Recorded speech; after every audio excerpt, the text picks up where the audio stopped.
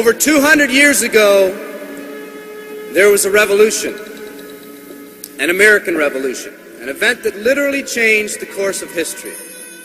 It was led by a group of unsatisfied people, people who were tired of being told what they could do and when they could do it. People were fed up with their lack of choices and their lack of personal freedoms. People fed up with their lives being controlled by others, fed up with being oppressed, fed up with being manipulated. They finally said, enough, I've had it, and I'm not going to live like this anymore.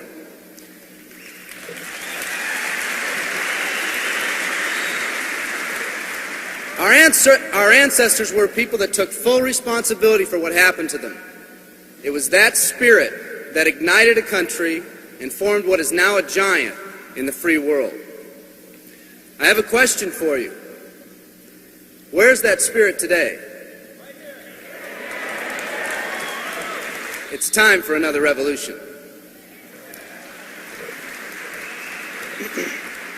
Let me explain one of the laws of the universe. It's called the law of use, and it says simply this: whatever you don't use, you lose. Lack of use causes loss. Ambition unused declines. Faith unused decreases. If you don't use your skills, you lose your skills. If you don't use your freedom, you lose your freedom. Freedom does not come automatically. It's not attained and then handed down to us as an inheritance. It must be achieved each day. At the turn of the century, in the year 1900, less than 10% of us worked for other people or the government. Over 90% of us were self-employed. We were an independent people. In 1980, only 80 years later, over 90% of us worked for the other people or the government. Less than 10% of us were self-employed. We changed from an independent people to a dependent people. We'd slowly shifted from a people who took full responsibility for everything that happened to them to a people who've become talented and practiced at the art of blaming others for their problems.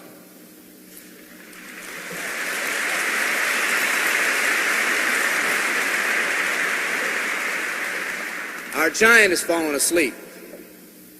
Our forefathers didn't say, who's going to take care of me? They simply said, all I ask is the opportunity to be free and the ability to take care of myself and my family. Today, we elect officials who will, quote-unquote, take care of us. We cry out against anyone who dares to ask us to provide more value in the workplace. We do everything we can to spread around the suffering in our society, and yet no one is willing to step up and be part of the solution.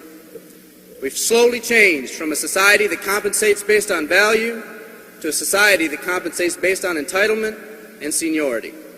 What we've come to believe is our due. We act as if someone actually owes us a living. Part of this change is due to the dramatic rise of conformity in our society. We're all taught to conform. Incredible pressures are put on us every day to do things, quote-unquote, the right way. And yet no one asks the question, is this really the right way? A man once said, I'm just a collection of mirrors reflecting what everyone expects of me. We live our lives to please those around us, and the scary thing is, the people around us are doing exactly the same thing. Psychologist Rollo May calls us outer-directed people. We don't act, we only react. We seek not to be outstanding, but to fit in. We're able to respond, but not to choose. Perhaps that's why a wise man once said, the mass of men lead lives of quiet desperation. In order to change, we need to become inner-directed people. People with our own purpose. People who are not easily swayed by the opinions of others. And that's difficult because from a very early age, we look to the opinions of others to orient ourselves and to validate our decisions and our actions. Nietzsche said, we need more strong people in this world because the weak, by their sheer mass, are forcing weak ideals and weak values on us all.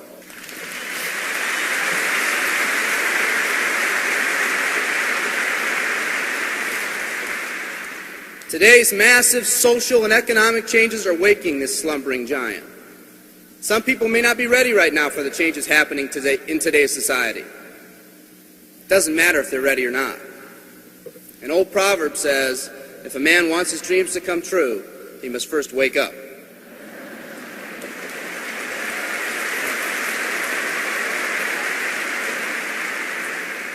I, for one, am glad for the radical changes in our society because I believe that within that crisis, we will find that independent spirit that once pioneered this country. Some of us are finally ready to change.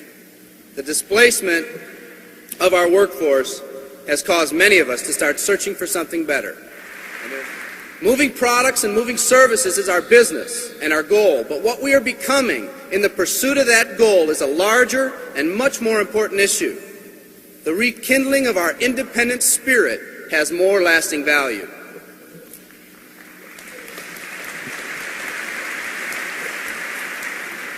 There's no more noble a business than the business that encourages the development of people. Every living organism has one and only one central need in life: to fulfill its own potentialities. The acorn becomes an oak, the puppy becomes a dog, and that's all that's required of the oak and the dog. But the human being's task in fulfilling his or her nature is much more difficult. The reason is, unlike any other living creature on this planet, you've been given the dignity of choice. You'll not grow like a tree. You'll grow only as you plan and choose to grow. When a person chooses to live, two things happen. First, assuming responsibility for themselves takes on a whole new meaning. They accept responsibility not as something they've been saddled with, but as something they themselves have chosen.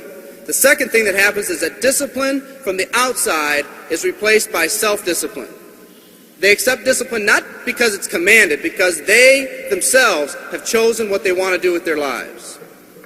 Just like when the disenfranchised men and women over 200 years ago got fed up and said, I'm not going to live like this one more day, there's another revolution coming. It's coming not just from Americans, but from people all over the world.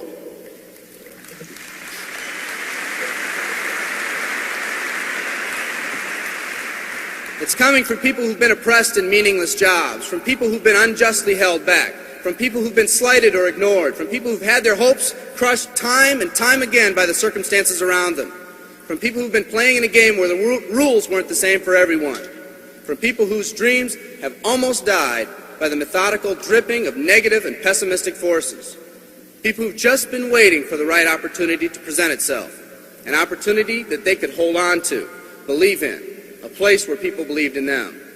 I hear the rumbling of this coming revolution every day. The old rules are changing, and society is finally ready for that change.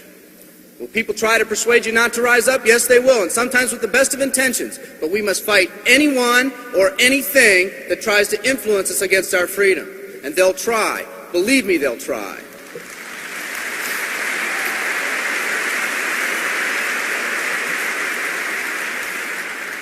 They'll try to suggest you off course, to nudge you off course, to distract you off course.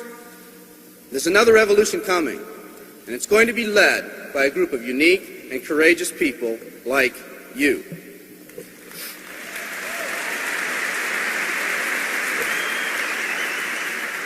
People who've had it with the way things are. People who've picked out their mountain in life and said, I'm going to the top.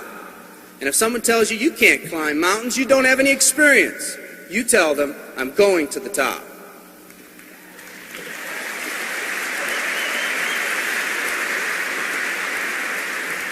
And if your neighbor tells you, come on, choose another mountain, that one's too rocky, what are you going to tell them? And if someone tells you, let's go over here where it's not so steep, what are you going to tell them? And if someone says network marketing, what are you going to tell them? And if your friend tells you, come on, let's climb this one, that one's too slippery, what are you going to tell them? If anyone tells you you can't go up, it's too rocky, too steep, too slippery, you say, listen here, I'm going up. You're either going to see me waving from the top or dead on the side. I'm not coming back.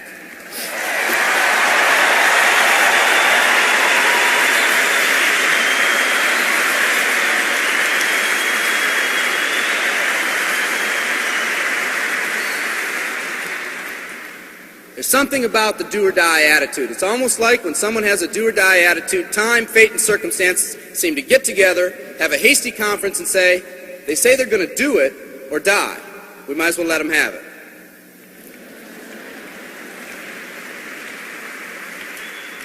The People in this arena are special. You're special because you've already rekindled that independent spirit. You've already said that you're not going to conform to negative pressures around you. You've all said enough, I've had it, and I'm not living like this anymore. You are the people who want to set big goals and aspirations for yourselves and your families. People who want to live in a country where families are brought together again instead of being torn apart. People who want a country where once again owning your own business and controlling your own destiny is commonplace.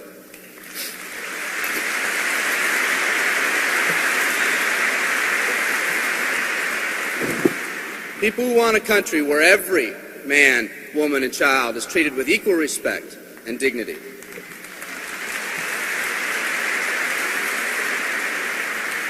People who will pay any price so their families will not live with the legacy of maxed out credit cards and unfulfilled promises.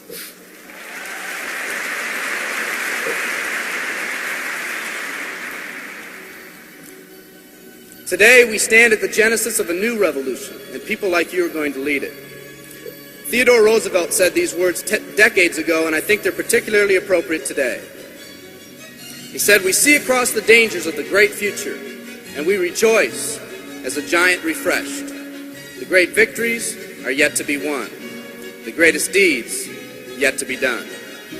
I've dreamt of a company that can give us the opportunity to make these dreams come true by allowing us all to fulfill our own true potential. I love you all. Thank you very much."